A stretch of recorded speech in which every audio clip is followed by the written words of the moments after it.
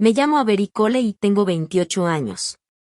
La noche en que mi papá me corrió de la fiesta de compromiso de mi hermano, había 80 invitados subiendo a mi yate de $1.2 millones. Es solo para la familia cercana, me dijo mi papá, como si yo estuviera pidiendo entrar a la casa de un desconocido. Mi hermano se rió atrás de él. Gracias por prestarnos el lugar, gratis además. Me quedé viendo desde la reja del muelle esa embarcación que yo había pagado, asegurado, mantenido y prestado bajo un contrato firmado. Y les di la respuesta más sencilla que iban a escuchar esa noche. Que disfruten el paseo. Confundieron mi calma con que me estaba rindiendo. En cuanto el yate salió del puerto, le mandé al capitán un mensaje cortito: regresa al muelle. Permiso revocado. 15 minutos después la música se detuvo. El barco dio la vuelta. Cuando los invitados bajaron, el administrador del muelle le entregó a la prometida de mi hermano una copia, con partes tachadas, de los documentos de propiedad y del contrato que él había firmado. Ahí encontró mi nombre en cada hoja. Volteó a ver al hombre con el que se iba a casar y, despacito, se quitó el anillo. Me dijiste que este yate era tuyo. A mi hermano se le cayó la quijada. Mi papá se puso pálido y, por primera vez en mi vida, no tuvo ninguna excusa lista. Pero la fiesta arruinada fue solo la primera cuenta que tuvieron que pagar. Lo que vino después llegó mucho más lejos que ese muelle. Antes de contarte cómo convirtieron mi lealtad en su mentira, y lo que ese mensaje les terminó costando, dime qué hora es donde estás y desde dónde me estás viendo. Quiero ver hasta dónde puede llegar una historia sobre por fin poner un límite.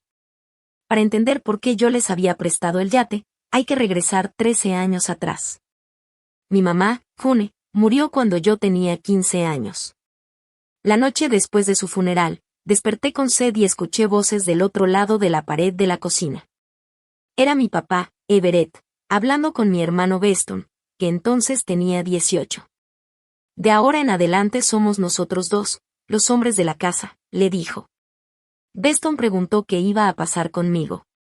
Mi papá soltó una risita. Avery va a estar bien. Las mujeres siempre caen paradas. Me quedé parada en el pasillo, con la mano alrededor de un vaso vacío, y ahí aprendí algo que nadie había tenido el valor de decirme en el funeral: mi dolor iba a usarse como pretexto para darme menos atención, no más. ¿Alguna vez te han dicho vas a estar bien no como consuelo, sino como permiso para dejar de estar ahí para ti? Antes de que mi mamá se enfermara, nos había enseñado a los dos a manejar la lanchita de pesca de 19 pies que teníamos cerca de Chem Creek. A Beston le gustaba acelerar a fondo. A mí me gustaba lo demás: revisar el motor, checar las tablas de marea, dejar el cabo bien enrollado para que corriera sin enredarse. Mi mamá me enseñó a hacer un nudo de haz de guía poniendo sus manos sobre las mías. Un marco de familia debe quedarse en la familia, decía mi mamá, pero solo si la familia lo cuida. Durante años me quedé nada más con la primera parte y me olvidé de la segunda. 3 meses después de que ella murió, mi papá vendió esa lanchita de pesca y con eso le ayudó a Beston a comprar una camioneta usada. Cuando pregunté qué me tocaba a mí de la parte de mi mamá, mi papá me dijo que la camioneta era más práctica para la familia. Beston se fue manejándola a la universidad. Yo me subía a 2 camiones para llegar a la escuela, y a los 16 empecé a trabajar los fines de semana en un muelle de Charleston, tallando cubiertas y quitando sal de los barandales de acero inoxidable. Ese muelle me enseñó Charleston desde el agua, no desde las postales para turistas. Ahí aprendí que tan rápido puede caer una tormenta en la tarde sobre la bahía, como los barcos camaroneros tienen que ceder el paso en un canal angosto. Y como un dueño que ignoraba un cabo suelto el viernes podía terminar debiendo miles de dólares en daños para el lunes. Para cuando cumplí 17, ya los capitanes me confiaban las listas de revisión y las llaves. En mi casa, mi papá seguía tratando mi trabajo como si fuera un pasatiempo, mientras presumía cada práctica profesional de verano que hacía Beston. Pero en los muelles, la responsabilidad se veía en resultados reales. Si yo hacía el trabajo, el barco quedaba listo. Esa honestidad fue lo que me hizo quedarme ahí. La hermana de mi mamá, mi tía Marlene, fue la única persona adulta que nunca confundió mi independencia con que yo no necesitara nada. Me llevaba de cenar cuando trabajaba hasta tarde y fue a mi graduación, el mismo día que mi papá decidió irse al torneo de golf de Beston. Acepté su ayuda para los libros de la escuela y lo demás lo saqué trabajando yo sola. A los 21 años ya tenía mi licencia de capitán y manejaba paseos turísticos los fines de semana. De ahí me metí a entregas de yates, mantenimiento, programación de servicios y apoyo en compraventas. A los 24, junto con 2 amigos, remodelé un crucero que estaba bien descuidado y lo vendimos con suficiente ganancia como para arrancar mi propia empresa de administración de yates. 4 años después, tras cientos de inspecciones, preparativos para tormentas y llamadas de emergencia, compré un yate a motor de 62 pies, seminuevo, valuado en $1.2 millones. Le puse de nombre Second Wind. Los gastos de mantenerlo me hicieron sentir de verdad lo que significaba ser dueña. Casi $3,000 al mes solo de atraque, un seguro anual de 5 cifras, mantenimiento, tripulación. Y gastos de combustible que después de un fin de semana pesado podían llegar a varios miles. Mi nombre estaba en el contrato de compra, en el seguro y en los documentos federales. El certificado obligatorio se quedaba siempre a bordo. Los demás documentos originales los guardaba en una caja fuerte fuera del barco. Mi papá me llamó 3 semanas después de que llevé a Second Wind a Charleston. Se le había pasado mi cumpleaños, pero había visto una foto del yate. Beston, que ya tenía 31 años y andaba con Brooke Hawthorne, quería impresionar a la familia, bastante conocida en Charleston, de su novia. Mi papá me dijo que a tu mamá le hubiera encantado saber que un barco de familia regresó a la familia. Esa frase encontró justo el único punto donde yo seguía sin defensas. Sabía que mi tía Marlene me hubiera advertido que no confundiera que me buscaran con que me quisieran.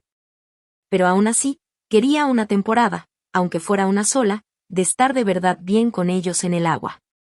Acepté prestarle el yate a Beston para uso privado, con ciertos límites. Un abogado especializado en derecho marítimo redactó un contrato de uso por escrito. Beston tenía que cubrir todo el combustible, provisiones, atraque extra y cualquier daño que no cubriera el seguro. Cada viaje tenía que llevar un capitán con licencia, aprobado por mí. Beston no podía rentarlo, usarlo como garantía, cambiarle el nombre, transferirlo ni decir que él era el dueño. Yo seguía siendo la propietaria registrada y podía revocar el permiso en cualquier momento, por escrito. Él firmó de conformidad en cada página. Mi papá bromeó diciendo que el papeleo era lo que pasaba cuando la familia ya no confiaba en la familia. Yo guardé mi copia en la caja fuerte. El primer mes se portaron bien. Beston pagaba las facturas de combustible. Mi papá me mandaba fotos desde la proa. Brooke me agradeció por conseguirles acceso al barco de la familia, lo cual debió haberme prendido un foco, porque eso quería decir que nadie le había dicho de quién era en realidad el yate. Aún así, me dejé creer que ese arreglo podía construir un puente entre nosotros. Pero luego empezaron a subirse a Second Wind como si fueran los dueños, y a reescribir la historia mientras yo seguía siendo quien pagaba para mantenerlo a flote. El primer cambio fue un pie de foto. Beston publicó una imagen con mi papá junto a Second Wind, el legado de los Cole, de padre a hijo. A la hija que era la dueña del yate la habían recortado de la historia por completo. Cuando alguien le preguntó si mi papá lo había comprado, Beston contestó, él fue quien hizo todo esto posible. A mi papá le gustó esa respuesta. Cuando le pedí que lo corrigiera, cambió el texto a manteniendo vivo el legado de los Cole. Técnicamente ambiguo, pero emocionalmente muy claro. Mi papá sabía mentir sin escribir una sola frase que un abogado pudiera marcar en rojo. Después empezaron a desaparecer mis cosas del camarote del propietario. La foto donde mi mamá me enseñaba a hacer un nudo terminó guardada en una bodega del muelle. Mi bitácora quedó escondida detrás de los productos de limpieza. Beston dijo que Brooke necesitaba un lugar para vestirse y que mis pertenencias se sentían demasiado de trabajo. Me estaban borrando de la foto para que la fantasía se viera mejor. Lo que de verdad me rompió algo por dentro fue el cumpleaños 63 de mi papá. Llevaba meses restaurando la brújula de bronce de mi mamá, con la idea de regalársela ahí mismo, arriba de Second Wind. Nadie me invitó, pero pensé que había sido un descuido. Manejé hasta el muelle con la brújula envuelta para regalo y un pastel chiquito de la panadería a la que mi papá nos llevaba de niños. En la entrada, un guardia de seguridad temporal revisó una lista impresa. Y la volvió a revisar. Es un evento privado, familiar, me dijo. Su nombre no aparece aquí. Le dije que yo era la dueña del yate. Reportó por radio y alcancé a escuchar. El señor Cole dice que no la dejen pasar. Ella siempre convierte las ocasiones familiares en un tema de negocios. El señor Cole podía ser mi papá o mi hermano. Cualquiera de los dos podía hablar por ambos. ¿Alguna vez has intentado entrar a un lugar donde alguna vez creíste que pertenecías, solo para que un desconocido te diga que tu nombre no está en la lista? Yo pude haber terminado esa fiesta en 10 minutos. En vez de eso, regresé el pastel y la brújula al coche. Mi papá aceptó un brindis bajo las luces que yo había pagado para instalar. Lloré en el primer semáforo en rojo y, aún así, no revoqué el contrato. Fue la última vez que dejé que el sentimentalismo me detuviera. Lo que dolía no era nada más quedarme sin pastel con gente que casi nunca me llamaba. Yo había llegado cargando la prueba de que todavía me acordaba de lo que le importaba a mi papá, mientras él le había dado instrucciones a un desconocido para tratarme como una amenaza. La brújula iba en el asiento del copiloto todo el camino a casa, temblando su aguja cada vez que yo cambiaba de carril. No dejaba de pensar que un instrumento podía volver a encontrar el norte después de cada giro, mientras que yo había pasado años aceptando cualquier dirección que mi familia me asignara. 2 días después, Brooke publicó una foto de mi papá sosteniendo mi brújula, una reliquia familiar de vuelta con el hombre que construyó todo esto. Cuando su tía le preguntó si el yate se iba a heredar después de la boda, Brooke contestó: Beston dice que su papá lo está manteniendo en la familia. Me quedé viendo esa frase hasta que las palabras dejaron de parecerme un idioma conocido. Brooke no pensaba que yo fuera una hermana generosa. Pensaba que el dueño de Second Wind era mi papá, y que algún día Beston lo iba a heredar. Mi hermano no solo se había quedado con el crédito en público. Había construido toda una historia de propiedad para la mujer con la que planeaba casarse. Le llamé a Beston. ¿Brooke sabe que el yate es mío? Sabe que es un barco de la familia. Esa no era mi pregunta. Me acusó de obsesionarme con tecnicismos y de querer aplausos cada vez que salían del muelle. Resopla, cuando le mencioné el contrato firmado, me dijo: pues demándame. Y colgó. Mi papá me llamó 5 minutos después. La familia de Brooke valora la tradición. Deja que tu hermano se luzca. Cuando le pregunté si la propiedad importaba a la hora de pagar el seguro, me dijo que yo era vulgar. El dinero era vulgar cuando lo pagaba yo, y era motivo de orgullo cuando lo presumía Beston.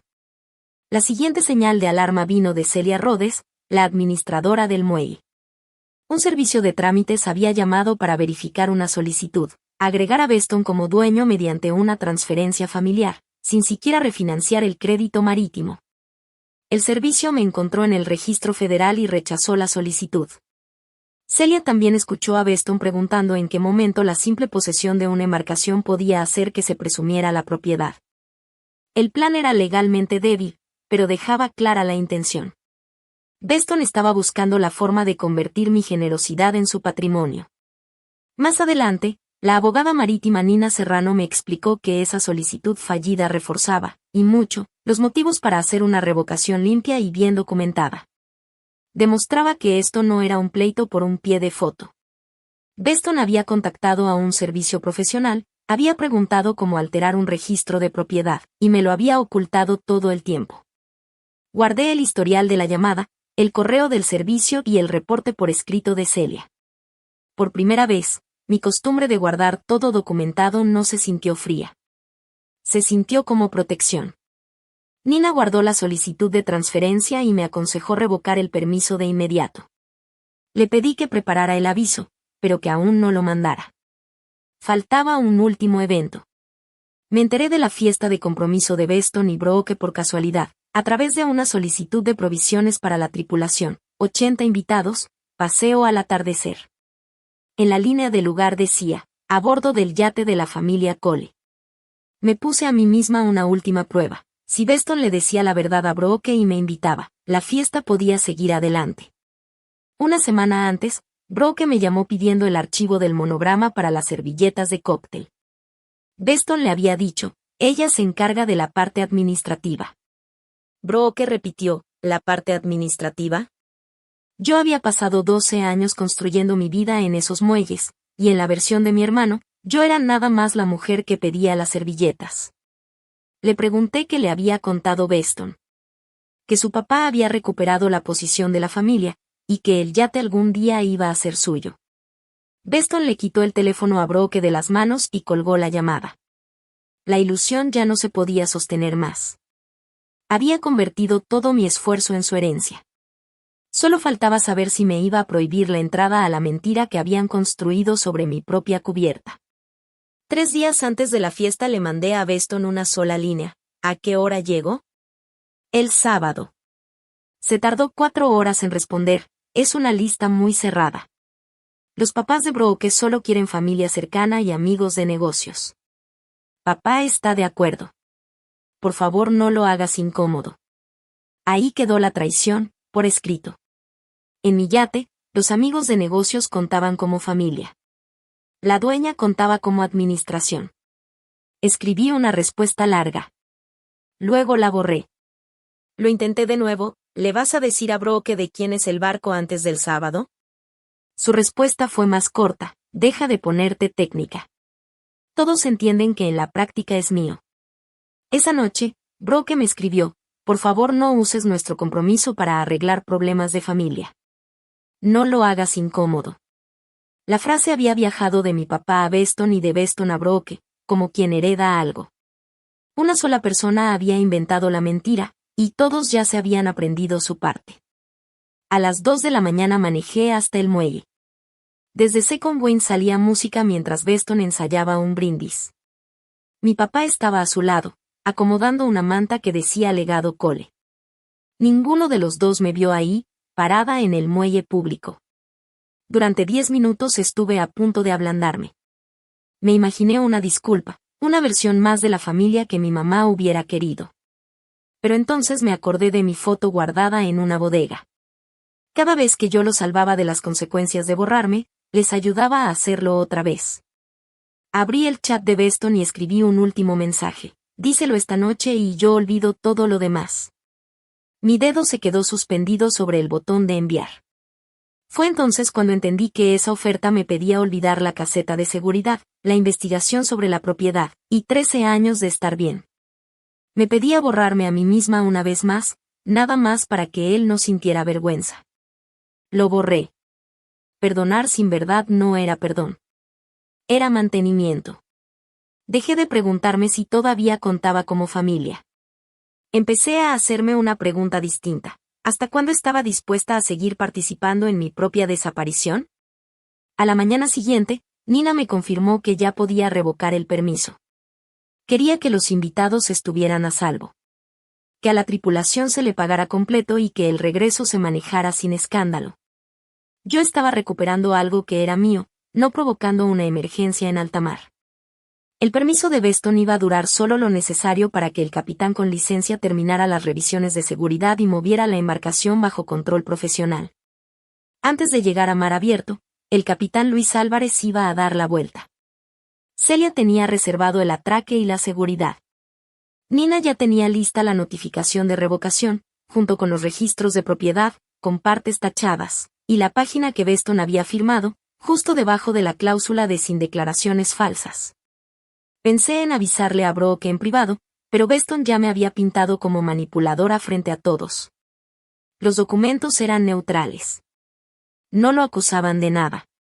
Solo decían quién era la dueña de la embarcación y qué era lo que él había prometido. El momento en que hiciera todo esto importaba mucho.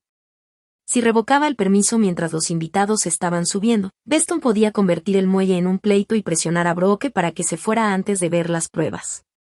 Si esperaba hasta que estuvieran en mar abierto, corría el riesgo de una confusión innecesaria. Una salida corta del puerto ponía la embarcación bajo el mando seguro del capitán y permitía que el regreso pasara con calma. Nina aprobó cada paso, y Luis conservaba la autoridad de cancelar si el clima, el tráfico o la seguridad de los pasajeros cambiaban. Celia solo le daría el paquete de documentos a Brooke si ella preguntaba por qué había terminado el paseo.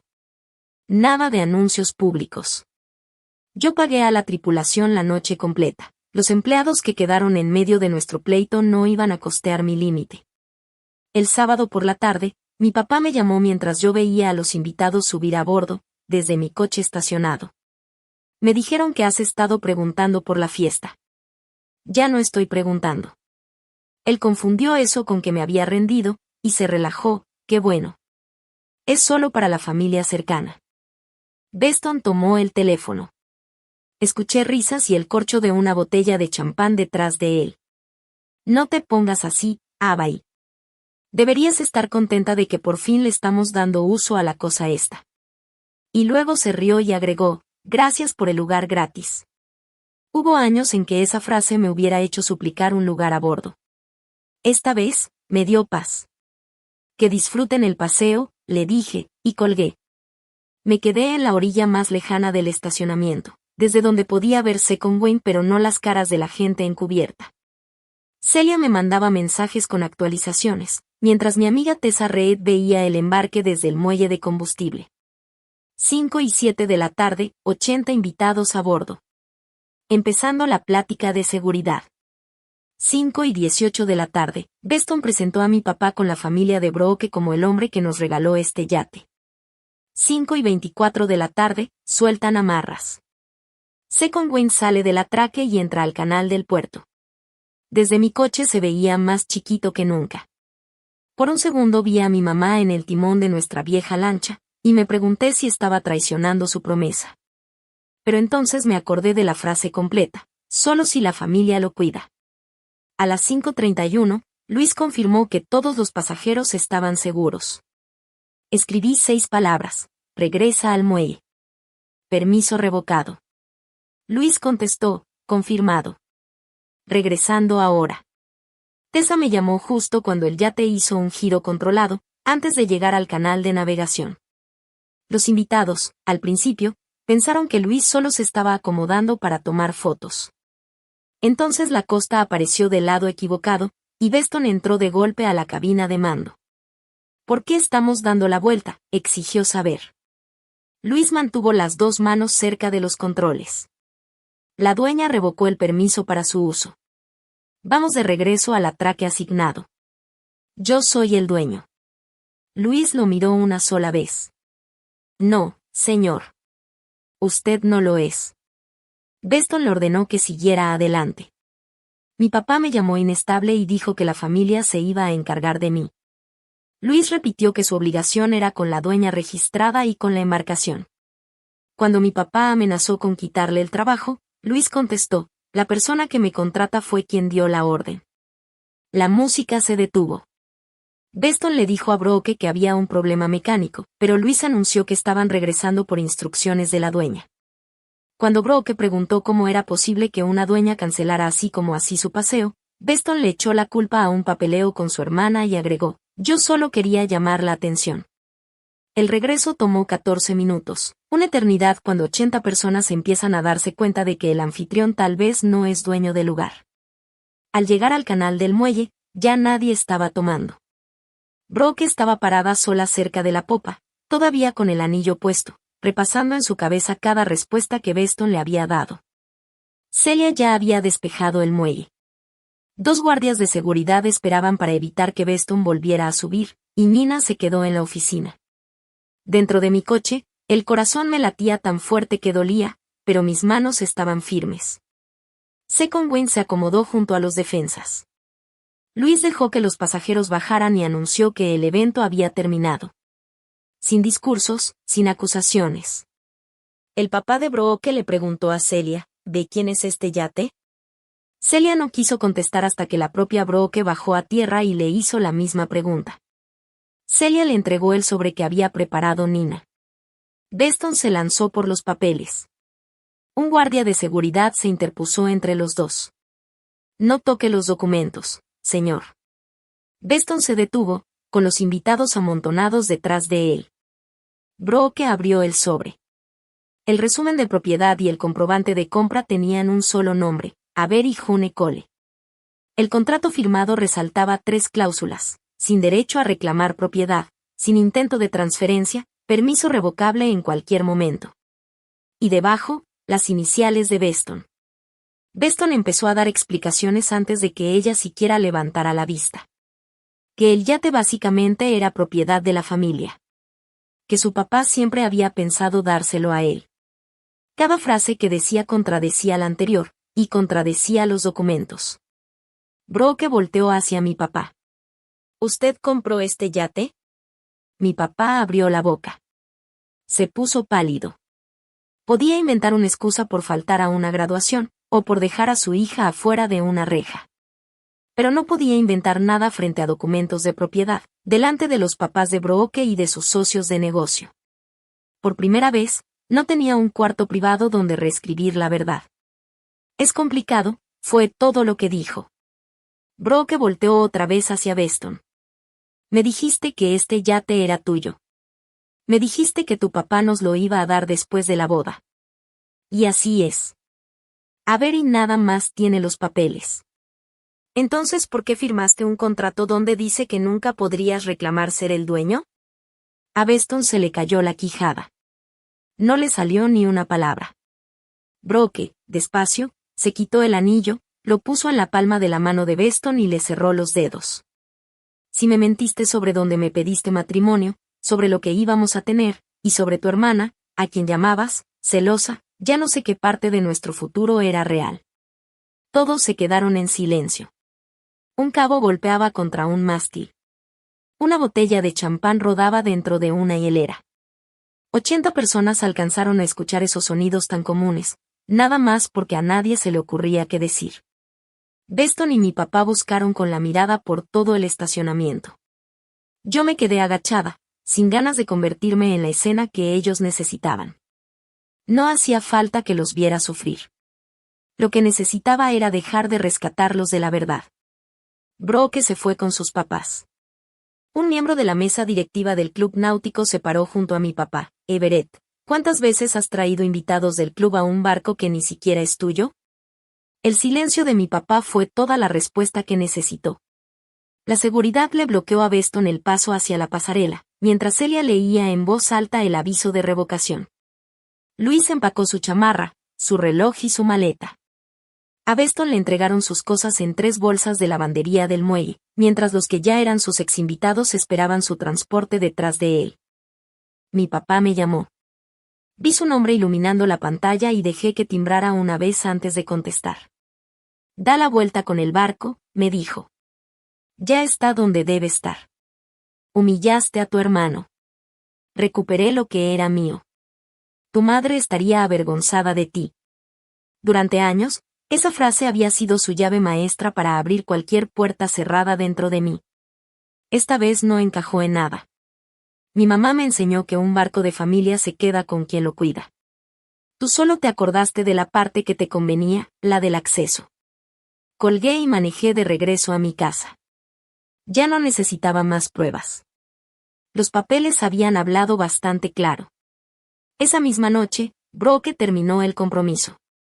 A la mañana siguiente les mandó un correo a todos los invitados, porque la boda era en apenas 6 semanas. La boda queda cancelada.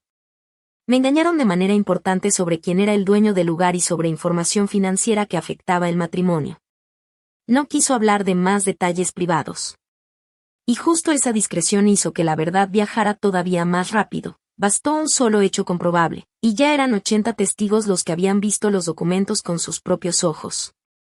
Para la hora de la comida, las viejas publicaciones de Beston sobre el yate ya andaban circulando entre los mismos círculos de Charleston que él tanto quería impresionar. Beston había firmado personalmente los contratos del evento. Casi $19,000 no eran reembolsables, y los proveedores de la boda exigían sus pagos de cancelación. El papá de Brooke lo obligó a reembolsar los depósitos que se habían hecho bajo información falsa. Beston amenazó con demandarme, pero en cuanto su abogado revisó el contrato, el mensaje de revocación, la bitácora del capitán y el registro de propiedad, la amenaza se desinfló sola. Resulta que Beston andaba en pláticas para un puesto de relaciones con clientes en otro muelle de lujo. En su portafolio tenía a Second Wind descrito como un activo familiar que él administraba. El encargado de contrataciones había estado en la fiesta. Le retiraron la oferta de trabajo, en ese negocio, describir con exactitud de quienes cada embarcación era parte esencial del puesto. Ahí, la propiedad era el trabajo. A mi papá las consecuencias le llegaron por el Club Náutico Harbor Point, donde él estaba en el comité de membresías. Había llevado ahí a varios prospectos en Second Wind, había firmado formularios como representante del dueño y la había descrito como un activo de los Cole. Mi papá me rogó que dijera que él tenía un permiso amplio para usarla. Me negué. Nina solo le entregó al comité el registro de propiedad, el contrato y la fecha de la revocación. A mi papá lo sacaron del comité y de la mesa directiva, por representar mal la situación y usar indebidamente una embarcación. Le ofrecieron renunciar antes que correrlo, y aceptó. Para un hombre que siempre me hizo sentir que pertenecer era algo condicional, perder justo el lugar donde él decidía quién pertenecía y quién no fue una consecuencia bien exacta. Mi papá asesoraba a desarrolladores costeros y dependía mucho de las presentaciones que hacía en el club.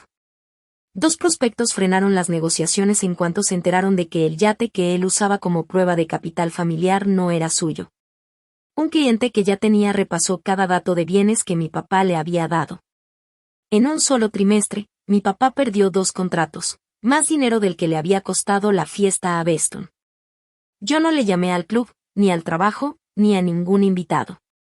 Nada más dejé ver una mentira, justo cuando le estaban usando en mi contra. Todo lo demás vino de gente que se puso a verificar lo que mi papá y Beston ya habían presumido por su cuenta. Su derrumbe en lo personal fue todavía menos elegante. Brooke había sido el nombre principal en el contrato de renta del departamento que compartía con Beston, en el centro. Se fue a vivir con sus papás y canceló el contrato en la primera fecha legal posible. Beston no calificaba para pagar esa misma renta él solo, ahora que había perdido la oferta de trabajo y encima tenía que cubrir las cuentas del evento. Se mudó a un estudio en North Charleston, arriba de una llantera. Para juntar el depósito, vendió el reloj vintage que mi papá le había regalado en su graduación, el mismo reloj que compró el año en que le dijo a mi papá que no había dinero para pagar el examen de mi licencia de capitán. Por primera vez en su vida, Beston tenía que medir sus decisiones en horas de trabajo. Consiguió un puesto temporal de inventario en una bodega de suministros marinos. Turno de madrugada, botas con casquillo de acero, sin clientes a quienes conquistar con encanto. Su ruta de camión cruzaba el puente cerca del muelle. Tessa lo vio 2 veces parado junto a la ventana, mientras Second Wind aparecía entre los edificios. El barco ya no era el fondo de su identidad. Ahora era la prueba de que su acceso se había terminado. Ese contraste lo perseguía todos los días. En la bodega, escaneaba bombas, defensas y piezas de motor que antes pedía a través de mi empresa sin siquiera enterarse de cuánto costaban. Sus compañeros de trabajo no lo conocían como el futuro dueño de un yate, sino como el nuevo que tenía que preguntar dónde iba cada cosa. No había nada vergonzoso en ese trabajo. La vergüenza venía de darse cuenta de que él siempre había visto el esfuerzo normal como algo indigno de él, mientras hubiera alguien más dispuesto a hacer el esfuerzo por él. Me llamó después de 3 semanas. Su primera voz fue de rabia. Sabías que Brooke se iba a ir. Sabía que se merecía la verdad. Me pudiste haber avisado. Lo hice. Tú firmaste el contrato, y yo te pedí que le dijeras la verdad.